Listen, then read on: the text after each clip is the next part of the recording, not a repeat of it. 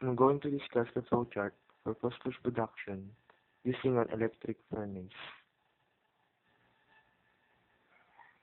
The phosphate rock was ground and sized using nodulizing kiln and crusher, and then the rock and sand was mixed with coke and sintered with silica and introduced to an electric furnace. The mixture was heated at elevated temperature. The ferrophosphate and slag were run off separately, and then the mixture goes through the dust precipitator to, re- to remove other impurities, and then goes through the phosphorus condenser where the carbon monoxide was drawn off and the water is added.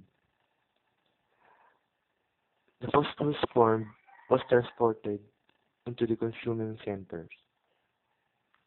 For the production of phosphoric acid, the phosphorus goes to the sump and then through the pump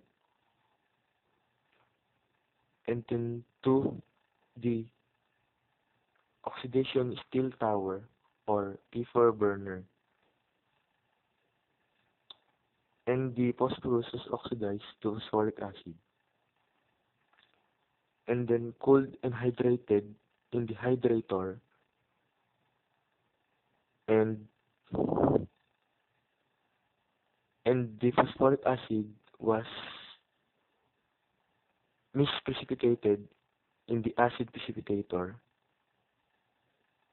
and then goes through the phosphoric acid pump